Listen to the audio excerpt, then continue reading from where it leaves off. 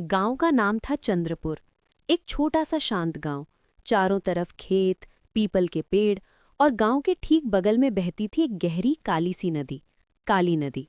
दिन में ये नदी बहुत शांत लगती थी, लेकिन जैसे ही सूरज ढलता, नदी का पानी अजीब तरह से बहने लगता।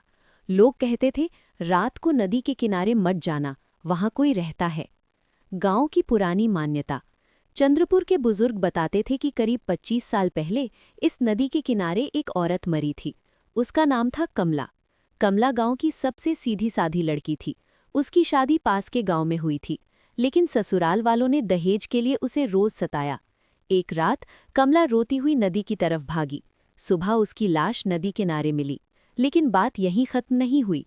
उस रात के बाद से जो भी आदमी आधी रात को नदी के पास गया, वो या तो पागल हो गया या फिर कभी वापस नहीं आया। कहानी की शुरुआत। राहुल की वापसी। कई साल बाद गांव में एक लड़का वापस लौटा, राहुल। राहुल शहर में पढ़ता था। कॉलेज की छुट्टियों में वो गांव आया था। राहुल को इन भूत प्रेत की बातों पर विश्वास नहीं था। उसने हंसकर कहा, ये सब डराने की कहानियां हैं, कुछ नहीं होता। उसकी दादी ने उसे चेतावनी दी, बेटा, नदी के पास रात में मत जाना, वो औरत अब भी वहीं भटकती है। राहुल हंस दिया। पहली अजीब घटना। पहली रात करीब 12 बजे राहुल की नींद खुली। उसे लगा जैसे कोई रो रहा है। शायद हवा की आवाज होगी। लेकिन आवाज फिर आई, धीमी, दर्द भरी। बचाओ। राहुल उठा, खिड़की से देखा। नदी की तरफ एक औरत खड़ी थी। सफेद साड़ी, लंबे खुले बाल और पैर जमीन से थोड़े ऊपर। राहुल का शरीर सुन्न हो गया। अचानक वो औरत गायब हो गई। गांव में डर का माहौल। अगली सुबह राहुल ने ये बात गांव वालों को बताई। एक बुजुर्ग ने कहा, तूने कमला को देखा है। उसी दिन गांव का एक मछुआरा गायब हो गया। उसकी नाव नदी किनारे टूटी हुई मिली और पानी पर खून के निशान। अब गांव में कोई भी शाम के बाद बाहर नहीं निकलता। राहुल की जिद। राहुल डर तो गया था, लेकिन उसके मन में जिज्ञासा थी। उसने सोचा, आज रात खुद सच्चाई जानूंगा।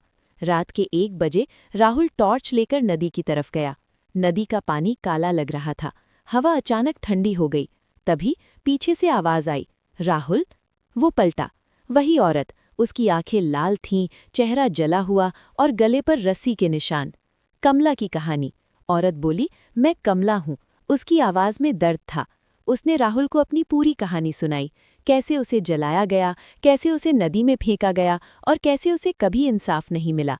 कमला बोली, मुझे शांति चाहिए, उन गुनहगारों को सजा चाहिए। खौफनाक मोड़। अचानक पानी से कई काले साए निकलने लगे। राहुल भागना चाहता था, लेकिन उसके पैर हिल नहीं रहे थे। कमला चिल्लाई, अगर सच सबको नहीं बताया तो अगला नंबर तेरा होगा। अचानक राहुल बेहोश हो गया। सच का खुलासा। सुबह राहुल नदी किनारे मिला। उसने पूरा सच गांव वालों को बताया। पता चला, कमला के ससुराल वाले अब भी जिंदा थे और गांव के पास ही रहते थे। गांव वालों ने पुलिस को बुलाया। सच्चाई सामने आई। कमला के गुनहगारों को सजा मिली। अंत या शुरुआत? उस दिन के बाद नदी शांत हो गई।